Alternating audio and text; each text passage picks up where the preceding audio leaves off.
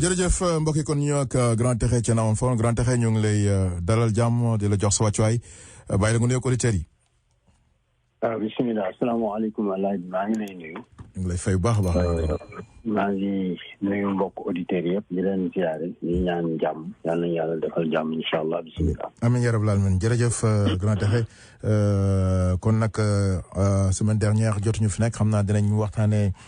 ci tuuti ci li passé semaine dernière ak actualité wu tey bi la nga xam ne ni bëgg naa la ko ci laaj ci semaine dernière mooy président de la république bi nga xam ne ni mbokk yi di wax ne mën ngeen woote ci 212 219 9695 bu dee am ngeen laaj boo leen bëgg laaj Grand Tékhé wala ma dem ceeg moom mooy premier président mujj na delluwaat ne poste boobu nga xam ne daf ko génne woon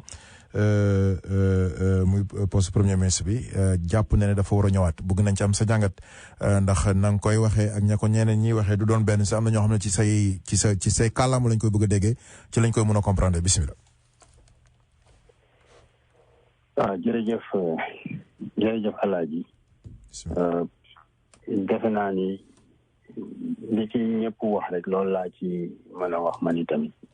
mooy que poste bi warul woon dem ba ñu koy indiwaat wante jàppal li ma lay wax quoi. waxoon naa ko fii bon xam naa ma répété waat ko. poste premier ministre xëyul rek Macky Sall xëyul rek ñëw wax ni daf koy indiwaat. dafa am yu xew ci biir loo xam ni moom moo indi nga war a jàpp léegi nag ni li ñu ko doon jiiñ ak mu koy mébét yëpp. tekk na ko ci suuf ci teg bu gën a gaaw bu leen fàtte ni Anthony Blinken dafa dem Sénégal bu mu demee Sénégal diplomatie dafa am lu ñuy wax la diplomatie à pas feutrer ak la diplomatie publique jàpp leen dem leen ngeen déglu interview bi Anthony Blinken dafa ak Alassane Samba Diop ak Mamadou Ibra Kane dafa wax ñetti yëf ñett mi ñu koy laaj ci affaire wu troisième mandat mu ni président bi xam na ni boppam mi ngi ci constitution bi bàyyi na xel constitution bi at mi di ñëw war naa jiite li nga xam ni moom mooy l'Union africaine mais li mu ci teg lu gën a am solo mooy Sénégal dafa war a porter le flambeau de la démocratie. leen fàtte ni la crise la plus profonde bi nga xam ni démocratie mi ngi koy dund Amérique moo ko wan àddina bi donc ñoom ils sont en guerre contre ce phénomène là bu nga xam ni ci ñoom sax la soxekoo nag léegi mënuñu donc ñoom accepter avec tout ce qui se passe en Afrique le dernier bastion bi nga xam ni moom la ñu desee en Afrique muy Sénégal di déstabiliser wu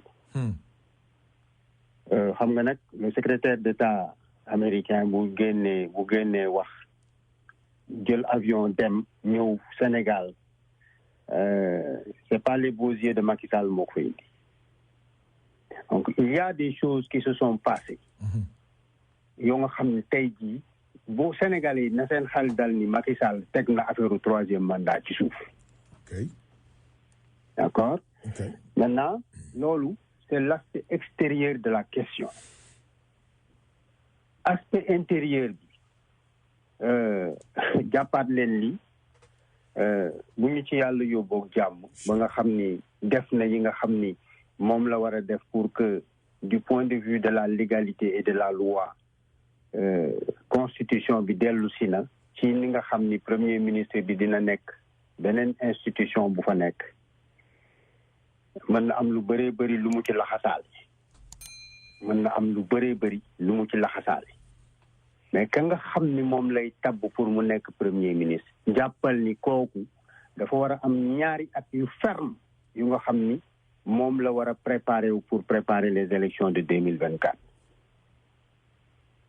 donc képp ku nga xam ni tabb nañu ko muy nekk premier ministre jàppal ni kooku mooy dauphin wu président jàppal ni kooku mooy doon ki nga xam ni moom la ñuy xàllal yoon pour mu pour mu régler d'abord la pacification du camp présidentiel qui est complètement démantelé et en ordre dispersé ba pare mu mën a war a jàkkaarloo ñi nga xam ni ñoom la war a jàkkaarloo au niveau des élections présidentielles de 2024. Donc la lecture que j'en fais, c'est une lecture personnelle que je fonde sur des éléments de fait yu ma observé man te jàpp naa ni fan yi di ñëw il y aura énormément de surprises et ki sama xel nekk ni moom la ko war a def bugguma ko wax léegi. waaye may ñu ko rek du ma ko def. parce que loolu day doy waar. mooy jiitu paaka ci mbaram. te loolu baaxul. d'accord wante éléments yi ma leen wax jàpp leen ko rek. mais góor lay doon wala jigéen. ma ni jàpp leen li ma wax rek alaaji yow bu fekkente ne da nga maa bëgg a rolu yi tamit du sotti. waaw dinaa jéem gars yi dinañ xam ne jéem na. bon maintenant président bi wax dëgg fa yàlla. jot na pour moom. xëy na sax weesu na. mais jot na mu def benn effort pour jéem a rafetal génnam. parce que bu soobee yàlla dina génn. waaw loolu moom. xaw ma lu ma xamul mais loolu bokku ci léegi nag am lu nga xam ni daf ko ameel Sénégal mooy que dañ ko jox un pays stable dañ ko jox un pays de démocratie bi mu toogee ba léegi du ci loolu la nekkul ci loolu mosul nekk ci loolu maa ngi lay dégg ngay wax affaire pétrole ak Baba Aïdara et cetera bon Baba c'est le pionnier de tout de tout bu ñu waxee sax ci pétrole bi maanaam bu fekkente ni agsi nañ ba agsi ci agsi ginnaaw yàlla ak bakkanam effectivement mais li ma lay wax lii la quoi la plainte d'amnistie ou de quoi que ce soit n'a pas d'importance la question du pétrole comme ni ma leen ko waxee woon yàgg na elle sera réglée par les tribunaux internationaux te loolu Macky Sall moo la ko gën a xam seetal nañu diw wala seetaluñu diw ce n'est pas la question amul dans ce secteur de pétrole là lu nga xam ni xawma ko ci quoi. ok voilà. Et donc je pense que bu soobee yàlla Sénégal xam nga quand les compagnies américaines sont mêlées à des questions de ce genre tôt ou tard comme na ma leen ko expliqué woon li ñuy jël jox ko ab woyu mu jaay ko ab compagnie ñu jaay ko compagnie américaine teg ci loxoom compagnie américaine boobu gis ni Sénégalais yi taxawee te loolu dañ koy fàtte ba Cosmos fexe ba génn ci loxoom ba jox ko BP loolu processus boobu noonu du naaxul saa yi tout est documenté dina leer quoi bu soobee yàlla. janti am na benn auditeur bu nekk ci ligne bi rek ma bàyyi ko mu laaj question ñu continuer grand mbokk mi rapidement bismillah. waaw El Hadj maa ngi lay nuyu di nuyu grand Cheikh comme ni koy ñëpp woowee. grand Idrissa Sylla. voilà ñu ngi lay ziar donc ñaari question la am benn bi damay laaj Cheikh ndax dafa wax ne visite secrétaire d'État américain bi Anthony Blinken moom moo tax Macky Sall teg affaire troisième mandat bi ci suuf. Deuxième question bi mooy si lan la fondé wu pour wax ne ki Macky Sall nar a jël comme premier ministre mooy nekk dauphin te maanaam mooy nekk candidat am si je comprends bien par dauphin pour 2024. yan mooy ces éléments ñaar yooyu yëpp expliqué naa ko xanaa da nga déglu ma bàyyi ma dellu non déglu naa da nga ko affleuré mais dama bëgg mu gën a leer sama bopp si lan nga sukkandiku pour ne kii Macky Sall jël comme premier ministre ëllëg moom lay tabb comme candidat léegi sama laaj bi loolu kañ expliqué naa ko baal ma rek kon laisse-moi Idrissa pose nga sa question baal ñu tontu d'accord voilà dama ni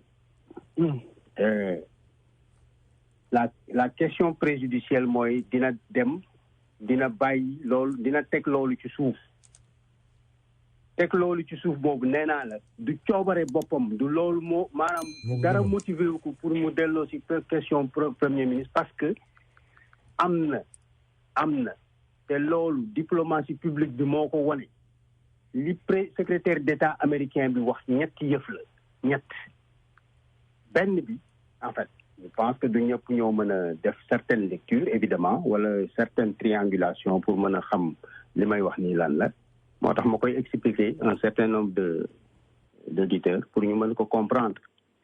La question du troisième mandat a été soulevée par une interview bu mu defal 2 grands journalistes très proches du pouvoir, Alassane Samba Diop ak Mamadou Ibra Kane. Ñu laaj ko cette question fondamentale du troisième mandat bi lëmbe africain yi mu wax ne ni leen xam na ni président de la République boppam mi ngi ci constitution bi c'est le mot clé.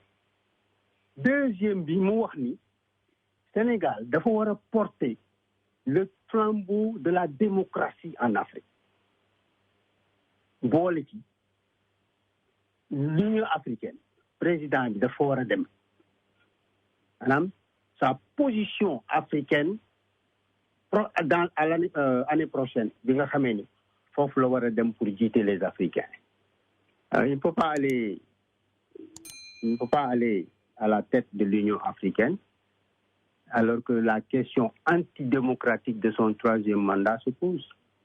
loolu kañ lu leer la léegi nag le fait que le premier ministre avait été enlevé mais da nga foog ni daf ko enlevé woon pour noonu rek non ko enlevé woon nekk dans un processus logique de briguer un troisième mandat ma ni nag bu dellu see le poste de premier ministre ka mu fay teg kooku mënoo wax ni da nga bëgg a am un candidat présidentiel te au moins joxuloo ko le temps mu préparer boppam amul benn candidat buy dem à une compétition présidentielle te lu mu tuuti lu mu bon préparé wuloo ci ñaari at donc loolu laa wax maintenant soo bëggee yeneen détail quand même. non c'est bon am na auditeur bu nekk ci ligne bi. c'est juste pour tàggoo dire. mbokk mi xaaral. grand Idrissa allez-y. oui te mu baal ma El Hadj te d'accord naa si deuxième aspect bi par rapport ak Dauphinat bi quoi de préparation bi laaj mais damay jàpp rek ne premier aspect bi par rapport ak teg na affaire troisième mandat bi suuf nga lié ko ak visite secrétaire d'État bi ak interview mu def damay jàpp ne loolu c'est une lecture mais jusqu'à présent kenn mënul basé wu si loolu pour ne président Macky Sall dafa jàppoon ne def troisième mandat di secrétaire d'État américain ñëwee ñu def li mu def ak interview yi fa la ko teg loolu laa wax ne lecture la. waaw loolu mais amul benn élément objectif. Idrissa wax dëgg fa yàlla loolu nag moom am nga ci droit parce que man ak yow xëy na bokkuñu clé de lecture. Voilà, ce qu'on appelle la clé de lecture. rek la je te concède ça. Donc question quoi maanaam. C'est une différence dans la lecture. Et ma clé de lecture est différente de la tienne et c'est tout à fait normal et je te le concède. jërëjëf merci beaucoup grand Idrissa merci beaucoup ñu jël benn auditeur allo mbokk mi bu dee am ngeen loolu bëgg laaj grand Texe oui. El Hadj waaw. El Hadj ñoo ngi kontaan ci Texe te di ko jégalu aussi moom dañ koy tiitaroo. bisimilah. léegi nag li ci nekk mooy xam nga Texe dafa wax Union africaine. booleeg CEDEAO coup d'état yi bi ma amee Mali Guinée fu nekk ñoom dañoo riir daal di poste premier ministre il faut ñu delloo si ko léegi yéen a ngi fàttaliku ma leen doon wax ni Sénégal naka la Macky Sall mën a bokk ci CEDEAO ba pare ni day dindi poste premier ministre te Union africaine ak suñu CEDEAO bi ñoo ngi imposer les putschistes là pour ñu delloo si ay poste premier ministre. loolu tamit bàyyi leen ci xel bu baax. d'accord Idrissa aussi nañu may tuuti jàmm te xam ni même bu dul secrétaire d'État bi. dégg ngeen Aïssata Tall Sall la tudd xawma suñu ministre des relations extérieures xawma nuñ ko tuddee mu ne les États-Unis doivent avoir les yeux grandement ouverts sur le Sénégal. donc ñoom ay tapet lañu fi mu ne dañoo bëgg ku leen iir. bu dul secrétaire d'État bi ñun Sénégal suñu jëmmi bopp ñun population bi. ñoo fi dul nangu suul pétrole suul gaz du ko taxee xeeñ du ko teree xeeñ il faut que ñun ñu fayital suñu bopp ba nga xam ne 3 mandats du fa am te kenn du ñu bëldee asalaamaaleykum wa rahmatulah. waaleykum salaam wa rahmatulah barakaatu ñu jël benn auditeur allo mbokk mi bu dee dafa am looy laajte. allo. allo oui. salaamaaleykum. waaleykum salaam ku baax. waaw. dama doon laaj pexe. kookan la.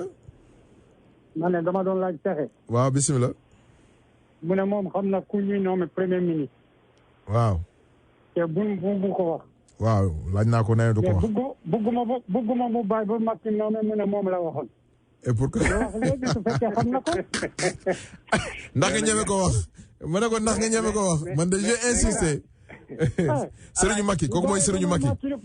Macky nommé mu ne moom la. oui waaw grand waaw. loolu du ma ko mos a wax te Serigne Macky wax ko ku soof la wax dëgg yàlla. d'accord Serigne Macky merci voilà ñu jël benn auditeur allo allo. allo El Hadj. oui. El Hadj dama bëgg Salut l'Afrique mu wax xalaatam. te moom it mu may ma jàmm nee naa leen may jàmm. non sama xalaat. c'est pas méchant grand Idriss c'est pas méchant. non c'est pas méchant. c'est pas méchant xam nga ñun c'est les rajo dañuy wax naan rek c'est pas méchant. Salut l'Afrique mën na jël intervention. wax ak texe wax ak auditeurs yi. te du ma tudd. non mais grand xorom nga ci nekk on est ensemble c'est vraiment crois-moi si c'était méchant man maa ngi wax nii mais xam naa ne jëlee woo ko lu méchant quoi. je sais que c'est pas méchant. Ouais. mais quand même El Hadj. ku jël micro ne Idrissa Sylla nañu may jàmm. quand même. mais grand xam nga yow sama xarit nga xam nga en politique booy def politique. du léegi mi ngi ma dégg maa ngi kale Serigne Macky daan ko da ngaa soof. waaw loolu la rek quoi et puis on est en politique. c'est différent bon d'accord non kon moom il ma delloo ko nañu may jàmm. may ma jàmm am nga ci droit aussi am nga ci droit d'accord. bu ñu ko woyofalee rek mu woyof. voilà c'est ça. non dafa ñoom dañ ko diisal nag malheureusement c'est pas la première fois. bon d'accord mon grand. merci beaucoup. non c'est pas la première fois ça continue. dañ la koy nangul grand Idrissa dañ la koy nangul d'accord grand Idrissa. démocrate ku nekk day wax sa xalaat. d'accord grand Idrissa merci beaucoup. ma jël keneen allo oui. allo El Hadj. waaw 25. maa leen di ziar. dellu ziar ma ne Idrissa Sylla. oui. man léegi dama ànd ak moom parce que moom may nañu jàmm xam fa la ñu mayee jàmm.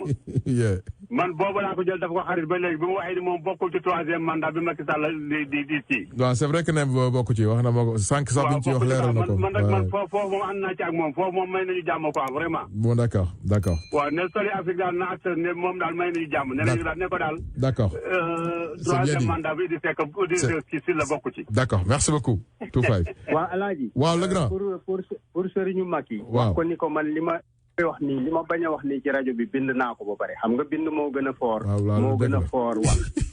bind naa ko ne ko bu mënee lire wala mu mën a jàng na dem ci suma page Facebook. mu ngi fa fa gis li ma ko bind kon nag jeex na voilà ñu jël 3 auditeurs ci ligne bi mbokk yi bu dee da ngeen di bëgg a poser question wala contribution rapidement oui. allo. oui. El Hadj na nga def ça va. sant bu baax. man du ma yàgg 2 minutes rek 2 secondes rek laay wax. kookan la. man la Talla na nga def. sëñ Talla na nga def sant yàlla ba alhamdulilah. en forme. alhamdulilah. man je pense que comment dirais-je kii Salut l'Afrique ñu wax dëgg la parce que Idriss. boo tuddee Macky Sall. non may tax nga noppalu bu ñu dugg foofu non. non man du ma yàgg damay génn parce que li vraiment li Salut l'Afrique wax dëgg na mais waa ji boo tuddee Macky Sall du nooyi quoi mais na wax ni na bàyyi ni ñuy wax seen soxla. bon d'accord. loolu mooy dëgg. merci beaucoup mais moom boo tuddee Macky immédiatement day dugg contredire la. d'accord. mais Salut l'Afrique li mu wax il a parfaitement raison ànd naa ak moom merci beaucoup. merci beaucoup ñu jël keneen allo oui allo mbokk mi bisimilah. kooku dafa woote si dégluwul bisimilah ku baax. alors salaamaaleykum. waaleykum salaam El Hadj Ousseynou Konté. waaw mais là. oui. mais rajo bi pour ñëpp la kenn ku ne am na wax sa xalaat. loolay dëgg effectivement. Idriss Sylla. li mu wax daf ci am droit. non li mu wax daf ci am droit. waaw moom kay nangul nañ ko. mais xalaatam la wax. mais nit ñi nañ ko bàyyi. waaw mais on est en démocratie de xam nga nit ñi moom. bu mu nekk bu bees rajo bu jowootee mais rajo dafa am droit woote ci dafa am droit wax. mais bien sûr ñun kay buñ ko déggee sax dañuy kontaan ñun yàlla xam na ko. Idriss Sylla. mais lan moo tax mu leen may jàmm. waaw d'accord. lu tax mu leen may jàmm. d'accord. ñoom ñu am droit woote ñu ne si la am droit woote. effectivement sur l'Afrique ñëpp ko moom si jàmm ak salaam mbokk mi bisimilah. mbokk mi bisimilah nga wàññi sa rajo allo. salaamaaleykum. waaleykum salaam. ñu ngi lay nuyu bu baax di la ziare. dellu ziar bu baax a baax Adja. di nuyu les auditeurs. merci beaucoup ñun mënuñu woon bañ a tuuni mais ñu ngi beral nuyu aussi suñu grand Texe. di ko ziare. merci mais grand Texe dama koy ñaan rek ma xaw a hors sujet un peu parce que boobu léegi maa ngi jéem a dugg. ba baaba raw ma ah. dafa am yoo xam ne je pense que dafa am certains éléments ci àdduna bi ah. bu ñu dañu parfois dafa baax élage ñu taxaw di leen delloo njukkal di leen encouragé. dëgg la. parce que baaba fi mu daanelee kum dawul sa yaram. vraiment doo nit du ma seetaan. njabootu Aliou Sall. ak Macky Sall. samay njaboot di fay ñoom lu seen njaboot di lekk. alors quand il parle de moom ay njabootam il sous-entend tous nos enfants. il sous-entend tout l'Afrique. parce que man xam naa nu muy xalaatee dafa am ñoo xamante ne dootuñu ay ñuy joxe information ay source d'informateur lañu. dañu war a dem ci ñoom di tisser xam nga élève buy def homework. ak élève buy tricher du benn. baaba fu nekk lay dem pour Afrique jub. baaba fu nekk lay dem pour Sénégal lépp jaar yoon. moi je le connais. ma xam ban façon nit la moo tax bu nit ci di wax dama ne il faut faire attention. le temps lui a toujours donné raison. parce que effort bu muy def pour dem tisser des informations nit ñi du leen ko jaaral. yaa ngi koy dégg ci biir waxam mu naan bi ma demee fii. loolu mooy nit. gis nga y a certains journalistes dañuy dem ba jàkkaarloo nekk ci même ñu nekk ay militaires dem ci ay terrain de guerre. pour andi ay information yoo xam ne dafay jëriñ seen askan. baaba lenn rek la am endurance nga xam ne du ci sonn du ci tay muy l'amour qu'il a pour son continent l'Afrique plus particulièrement le Sénégal. donc nit la ku ñu war a delloo njukkal. pas tout le temps di ko wax da nga wax tamit loo xam ne moom du ko def da nga ne baaba lu nekk lay dégg.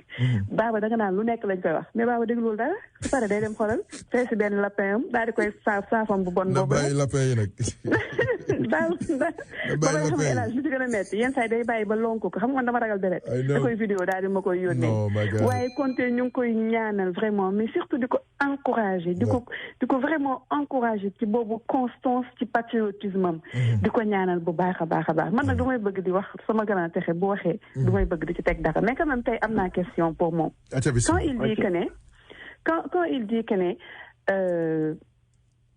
que li ñu wax noonu keroog ci émission bi dafa tax Macky du xalaatu troisième mandat donc grand est-ce que kon ci biir wax bi du sous-estimer cette force de la jeunesse africaine bu taxaw tey ne non c'est comme si ñoom seen liggéey amul njëriñ wala Konté ma comprendre fi nga waxee parce que man je trouve que Macky ragalul dara du dul xam ne bu taxawee wax troisième mandat que xale yi dinañ taxaw jàmmaarloo ak ñoom.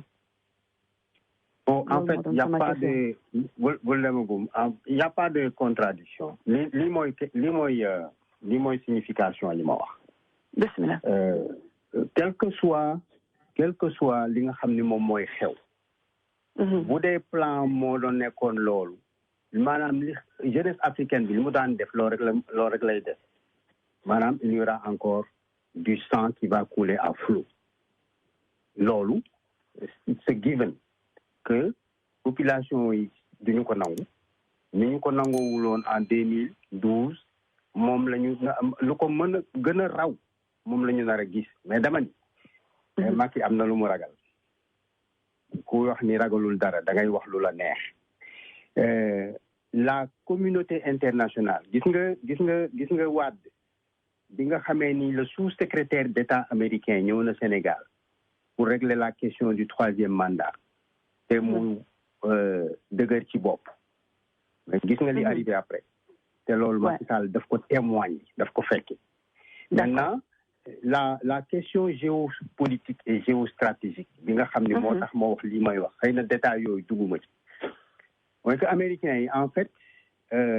seen ñaari xeex yi fondamental yi nga xam ni moom la ñu war a xeex muy d'abord l'institution démocratique bi nga xam ni c'est complètement menacé chez eux. Depuis aux États-Unis. Waaw, c'est complètement menacé. Ba pare boole ci la question terroriste mooy question géopolitique bi ngay wax les problèmes géopolitiques nga xam ne ñoom dañ ko war a téye nii te téyetuñ ko loolu nga wax foofu grand wala du noonu. waaw loolu laay expliquer. D'accord, bismillah. La précipitation de Joe Biden à partir de l'Afghanistan. dafa am ay implications yu bëri yi nga xam ni xëy na jusqu'à présent ñu ci bëri taxawu buñu ci. L'Amérique est en train de se préparer à contrer au moins deux puissances, la Chine et la Russie. C'est sûr. La présence en Afghanistan mënatul woon continuer sous cet aspect-là. Mais li leen gën a important et c'est plus urgent maintenant mooy que ñoom gis ngeen li xew on January 6. gis ngeen li nga xam ni moom moo xew dans l'institution démocratique. Ça a survécu simplement à cause de quelques personnes qui n'ont pas voulu aller dans cette direction-là. Donc, la question domestique des États-Unis avec la question internationale, dañoo crossante. Lan moo tax le gouvernement américain est venu xool le point le plus avancé dans l'océan au Sénégal mu jënd ko. Ouais. Mu jënd ko. Nous permettre, dans ces conditions-là, Sénégal, c'est un point, bon, pour le Sénégal, sa position, nous permettre réellement d'être dans une turbulence, surtout que la question du pétrole est posée, les États-Unis ont une question. Et grand, me relancer là, même pour des filles aux États-Unis, tous les autres pays africains sont leurs amis. Mais le Sénégal, c'est un allié. It's a big statement. C'est juste pour relancer. Je comprends à demi-mot ce que je suis en train de dire. Je pense que l'émission, su ma ciy wax moo mën a expliquer sama mbokk yi nga xam ni xëy na mënuñu accéder ci yenn information yi jox leen ko dans un langage simple bu ñu mën a comprendre mais su amee ku nga xam ni indi na ma ci moo war a expliquer les éléments d'explication mënuma ñëw fii wax dara lu nga xam ne aw ma les éléments d'explication il faut que ma wax ci tuuti mais en général lii sax man du sama du lu may waxtaani en général. Bon mais ñun grand dañuy soxla aussi boobu xam-xam si yow. parce que xam nañ yow yaay kan. konte dañu bëgg aussi boo ñëwee parce que ñëppay déglu. dañu bëgg ñun tam boo ñëwee parfois ngay toj yax bi ba yokk bi génn comme ça nuy comprendre parce que dañuy jàng aussi. C'est important te dañu war a jàng ci ñu mel ni yow. nga baal ma. En tout cas, merci à vous. Et on se reprend. Merci beaucoup. Ñu jël beneen auditeur balaa ñuy changer heure bi. Allô, oui. Il est parti. Voilà. Grand train nga taxaw rek ñu il est revenu ñu xool ba xam. Allô. Allô, salaamaaleykum. Gaynde buy naan meew am léeg-léeg moo may kii ate ñëwal. waaw dama am benn question ak grand taxe ma koy nuyu de passage. Rapidement xoolal changer teel ñu changer heure bi ñëwaat ak yow incha allah. Grand bi ma koy nuyu bu baax di ko jox waa ci waayam. Sànq dafa am ñetti points essentiels yu muy énuméré mu teg ci baaraamam mu bàyyi ko ci interview bu Alassane Samba Diop am ak Mamadou.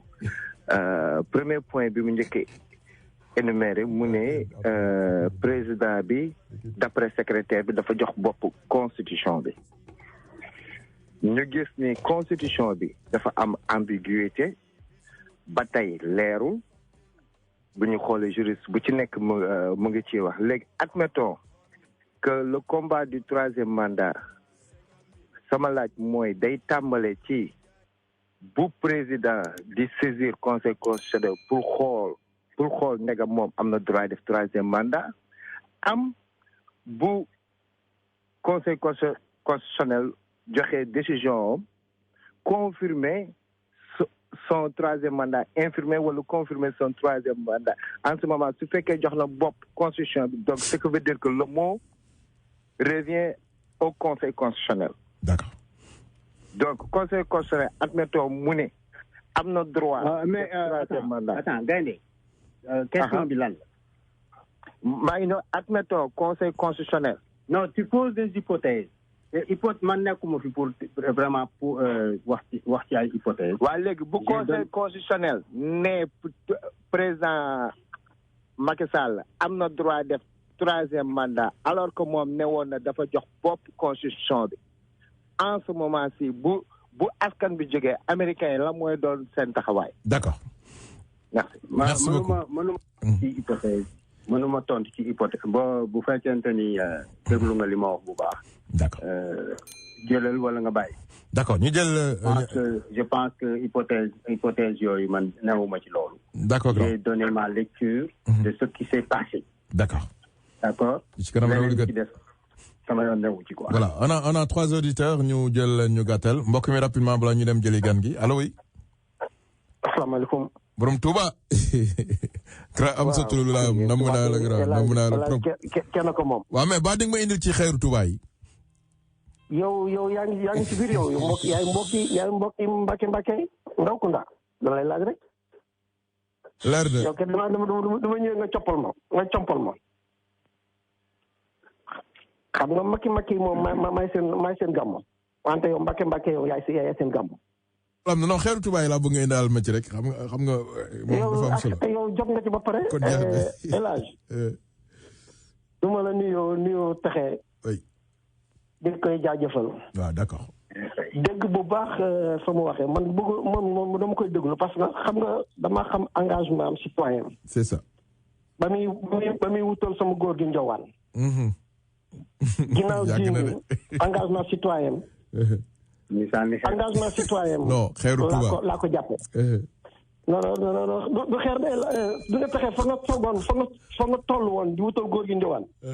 doo dundee atmosphère sociale bi fii réalité sociale bi fi mu ne wóor na yàlla ne du américain yi du constitution du lenn su ngeen askan wi ci boppam. ñoo sonn ñoo taxaw ci Macky Sall jàkkaarloo moom wóor na yàlla ne. sant la nga ko sàmm de Sall yaa ngi koy sant la sàmm Sall. Macky Sall laa wax. ok. du ko constitution bi mayoon 3e mandat. américain yi tërëwoon ko askan wi ci boppam ñoo dem ba àgg ne Macky Sall doy na. d'accord. li ñuy dund moom duñ ko bëggee dund ba 2024 di la continuer du koy dund ba 2035 wóor na yàlla ne loolu mooy li ko empoché fa nga toll woon daal da wutal góor gi njowaan mooy sénégalais yi foofu lañ toll te li ma la mën a xamal te mooy jàmm jooju yi nii ñaan fi mu nekk képp ku mu def dauphin deuxième ku mu préparé ba teg la fi nga may ko jàmm yow sénégalais du la may jàmm loolu moom jóobu ñu xam ko téye ko ndat la ñoo ñuy wax jàmm ne jàmmal mbokki Macky Sall ñuy wax ñu leen jàmbal mais képp ku may Macky Sall du fa jóge képp ku ko jàmbal sénégalais du la may jàmm yow bien dit jërëjëf sëñ Amsatou bu ma fàttee ni ci xeeru Touba bi defal ma ko ci mbuus dégg nga waaye yow kay am nga xewal ba pare nii ma taxee rek ci xewal yi du ma ñëw jox la nga tasaare ko yaa tasaare ko ñëpp jox seen wàll merci beaucoup jërëjëf kontaan nañ voilà balaa ma ñëw ci Thierno Nourou auditeur bi ci ligne bi rapidement waaw salaamaaleykum Ndaw maa ngi lay nuyu maa ngi nuyu taxe ñu ngi lay fay bismillah waaw man la question que je me pose man dama poser sama bopp question boobu quoi. oui. ça fait soit ñetti président américain. oui. dem nañu Sénégal y a eu Bush. bu mu des Trump oui. y a eu Clinton. ensuite y a eu Obama. lan nga Sénégal am ba l'un des pays les plus puissants du monde. se déplace pour aller voir un petit pays. mais un grand pays aussi. comme le Sénégal. d'accord fekkee taxa am na xam na. lu tax. te mun nañu xamal. mu wax ñu ko. ces grandes personnalités lan moo leen di pousse ba ñu dem Sénégal ñun daal. y a un secret bu fa nekk. ba man de xaw ma mais bëgg naa xam quand même. merci beaucoup. merci c'est ma question. voilà merci on a compris. grand taxe dina ci ñëw mais balaa boobu ñu ngi am Thierno Nourou Thierno bisimilah rapidement. waaw El Hadj maa ngi lay nuyu bu baax. ñu ngi lay fay. di nuyu mbooloo mi auditeur suñu Afrique bu baax a baax macha allah. bisimilah da nga am question wala da ngay contribution. waaw damay def benn contribution. pour xamal ne élection yi am Sénégal. oui. dafa am kon man dama liggéey ak Jamra dafa am benn charte ñu tuddee ko je green charte mooy la charte verte. mu am nag 7 amendement proposition ñu ngi koy proposé képp nga xamante ni allo. ah ok sorry. allez-y. ok képp ki nga xamante ni candidat nga.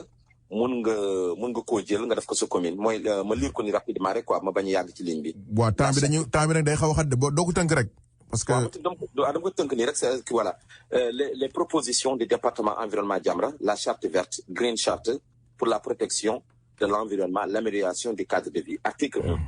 Article 1, initie une journée communale ou municipale sur l'environnement, une journée choisie par le conseil municipal et dédiée uniquement à l'environnement. Cela veut dire reboisement, ramassage des déchets, nettoyage des égouts. Article 2. La police municipale de l'environnement, dite la police verte, qui veille au respect de l'environnement, une police qui donne des cartons verts, jaunes et rouges. Article 3. Un prix municipal pour décorer et encourager les acteurs qui sont distingués dans le domaine de l'environnement dans la commune. Article 4. Un fonds vert, fonds de l'environnement pour financer toutes les activités dédiées à la protection de l'environnement. Article 5. Une charte constituée de 10 engagements ou plus signés par le maire et affichée dans les espaces publics, établissements de la commune. Une charte qui va rappeler les lois en vigueur, applicable laws et les bonnes pratiques dans le domaine de l'environnement, good environmental practices au Sénégal. 6. La nomination d'un conseil. Sëñ Thierno, du fi xaj jàpp ci rek. Non, jeex na ba xool ba 1 minute, jeex na rek 30 secondes. 6. La nomination d'un conseil technique chargé de l'environnement. 7. Voilà, enfin, un observatoire de veille de l'environnement. Cela veut dire qu'il sera un cadre d'échange, d'alerte, de veille et de sensibilisation et de concertation par rapport aux problèmes liés à l'environnement dans la commune, les religieux, les chefs de quartier, les scientifiques, les étudiants, les associations, les AS, les bâtiments, etc. li ñu ngi ñaan képp ki xamante ni maire nga boo ko jotee na nga def sa commune. D'accord pour ñu suqali l'environnement. merci beaucoup jërëjëf merci beaucoup. sëñ Thiaron di nga fay communiqué bi de allo mbokk mi rapidement. asalaamaaleykum El Hadj. waaleykum salaam. maa ngi lay nuyu di la siyaare. ñu ngi lay fay grand pexe. merci beaucoup kenn moomu génn macha allah. atiwa ñëw rapidement. ok di kontaan ci affaire bi waxtaan wi. man nag comme li grand pexe wax loolu laa ñaan yàlla mu am. président Macky Sall yàlla na ko yàlla développé mu seytaane bañ a dugg ci moom ba muy jéem a dugg affaire kii te mu man sax li ma doon wax mooy premier ministre boobu sax war ko woon dindi wala war na koo delloo si waat parce que lu kenn man ñaar ko dàq. d'accord. te itam wax dëgg yàlla gis nga Sénégal comme ni mu demee nii.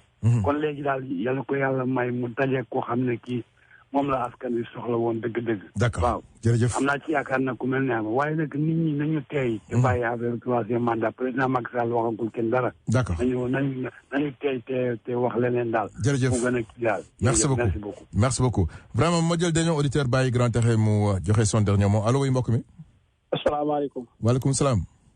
Allah jooy maa ngi lay nuyu di la jaajëfal di nuyu texe ak mboolem ñuy déglu. ñun tamit ñu ngi lay jaajëfee bu baax a baax. bisimilah waaw man benn question laa amoon pour sëñ texe moom mi ñu ngi koy sant ak gërëm nag ci sama classe gépp mi ngi leen di dimbale nag. alhamdulilah. yàgg na koo def léegi man daal Sénégal benn affaire moo ma fa jaaxal. mooy ban. daaw bi ma demee Sénégal le 8 mars fa la ma fekk. muy problème mu bi fa Sonko amee problème. ci kii boobu daal ci manifester yi ñu doon def. xawtu réew mi daanu. dëgg la. léegi nag ma gis gone yi niñ àndandoo benn yoon nga xëy ñoom ñëpp daanaka ñoo bokk bëgg-bëgg daanaka ak ni naan fiñ taxawu gouvernement bi daal. waaw. ma defee ne jeex na léegi barki démb itam mooy transporteur yi. si. geraw bi ñu def. maanaam syndicat yi bokkuñu sax am na ci ñu sax jubóowuñu waaye niñ ànde doon benn ba nar a daaneel réew mi. waaw. léegi ma gis ne Sénégal daal léegi ñoom bu amee loo xam ne daf leen a intéressé ñoom ñëpp dañ ciy ànd doo waaw mën a daan loolu nag dafa mën a daaneel lum réew. dëgg la. léegi man ma xalaat ne maanaam président bi bu fekkee bàyyiwu ci xel est-ce que du ci mas a am boo xam ne nii rek de maanaam. moo koy daaneel. waaw. d'accord. loolu daal ak lu ko waral daal jaaxal na ma daal. d'accord jërëjëf ku baax kontaan nañ grand texe xam naa nga tontu ko rek après ñu bàyyi la ak nga joxal dernier mot ba semaine prochaine incha allah. waaw xam naa daanaka question amu fi mais Sénégal moom comme ni auditeur bi laajte rek. mooy que tuuti na ci dimension wante réew mu mag a mag la. et puis Sénégal allié États-Unis la allié. c'est ça. donc rapport yooyu boo xoolee ci seen ni ñuy gradé réew yi. États-Unis ku mu wax allié am mooy am nga dayo bu rëy ci moom. dëgg la. Sénégal c'est un pays stratégique ci fànn bu nekk. li ma doon wax léegi dans ma clé de lecture que Macky Sall teg na ko ci suuf loolu dama ko bind en fait bind nag moo gën a kii wax loolu sama lecture la xam nga quand bu fekkente ni à partir d'une lecture da ngay teg ay hypothèses déjà da ngay fausser débat bi parce que en fait si la question est sur la table waaye kay loolu dafay dàq bu fekkente ni Macky Sall dafa insister ni dafay def 3e mandat dafay dàq la lecture que j'ai faite donc loolu amul question quoi c'est soit li ma wax loolu la wala li ma wax du loolu parce que élément de référence yi ma indi teg ko loolu dàqu na bu fekkente ni Macky Sall li ma wax nii teg na ko ci suuf tegu ko ci suuf te jàpp naa ni teg na ko ci suuf parce que éléments yi ma wax ce sont des éléments et à la fois persuasifs mais coercitifs yu nga xam ni xanaa mu bëgg a xaru te jàpp naa ni waa ji du xarukat dëgg donc loolu mooy la première chose maintenant je pense que li ñuy def nii mooy fexe ba auditeurs yi nga xam ne ñooy ñëw di déglu segment bi ak sunu Afrique yi nga xam ni échappé na leen wala bokk li nga xam ni xëy na mënuñ ci am une lecture bu claire ñu def suñu kemtulaay kàttan pour tegal leen ko ci kaw table ji lu ci waay jël dafa ni baax na alhamdulilah lu ci waay buggul dafa ni xam ni baaxul tegal ñu ko foofu rek su ko defee jàmm ni ñooyi quoi maintenant je veux terminer simplement pour rendre un hommage et en fait pour jaale Lamine Diack pour jaale le peuple sénégalais et le monde sportif parce que Diack yàlla na ko yàlla yërëm te xare ko àjjana koo xam ni la ku am solo la ci suñu réew ku amoon solo la ci suñu réew ci réewu Afrique yi ak ci àddina bi parce que bu ñu fàtte ni moom moo jiite woon l'organisation internationale de l'athlétisme mondial le sport sénégalais tey jii bu ñu koy wax moom ak génération bi nga xam ni ci la bokk man dama am ku nga xam ni suma mentor la woon ci ñoom ñu koy wax Mbaye Ndiir c'est le premier président de la fédération sénégalaise de football mën naa wax ci sama bopp ni am na lu bëree bëri li suñu borom bi dimbale ma def ko si man ginnaaw yàlla Mbaye Ndiir moom moo ma jël dugal ma ci poqataanam teg ma di ma jàngal di ma won nu ñuy liggéeyee ba yàlla def na fu ma mës a dem taxaw suñu borom dina ma defal fasaa bu tax ñi nga xam ne ñoom lay seqal taabal di ma respecté ci anam bépp nag donc Lamine Diack kooku la woon maanaam génération boobu ñoom ñooy disparaître ndànk-ndànk te jàpp naa ni war nañu gën a fonk ñooñu war nañ leen gën a mën a fësal surtout si suñu ndaw yi nga xam ni ñu ngi door a ñëw dans le monde sportif barki Dembo Ndiaye rek dama bind benn message Touré yi nga xam ne da doon xëccoo football bi dama am ñaari set yu nga xam ne ñu ne ñoom dañoo bëgg a dem école de football bon pour wane rek ni construction nationale bi bras yëpp la soxla ñi nga xam ne ñoo ci defoon dañoo nekk ay modèle ak ay exemple dañ leen war di won suñu ndaw yi dañ leen war di won suñu gune yi am na ñu nga xam ni sama génération lañu xëy na peut-être chance bi ma amoon man ñoom amuñu ko mais li wér te wër mooy dañoo am benn tradition ak benn chaîne de valeur bu nga xam ni mi ngi commencé di naax saay mi ngi commencé di parce que jàpp naa ni mag ñi comme ni ñu doon def comme ni ñoom Lamine Diack doon def di mentor ay nit ñoom Mbaye Ndiir di ko def dans les différentes régions ñooñu di ko def tey jii am na ñu nga xam ne ñoom ñoo war a continuer lool man de maa ngi ciy def li ma mën parce que am na ay gune yu nga xam ne bi ma nekkee foofu jëloon naa leen def leen ci sama wet di leen toppatoo di leen jàngal ba ñu mujj àddina bi yëpp di leen xool di leen tegloo loolu dafa war di continuer parce que c'est une transmission transmission boobu nag bu ñu defulee ndànk chaîne boobu dina kii parce que xale yi d'abord amatuñu initiative di dem di ronu mag ñi dëkk Thiès xam nañ mu bu baax ni ma mosuma ànd ak daanaka sama morom yi bu ñu àndee rek mooy dañoo génn dem baali mais fu ñu ma fekk man ak mag ñi ñoo toog fu ñu ma fekk ci seen wet laa nekk te loolu dañ ko war di xiirtal gune yi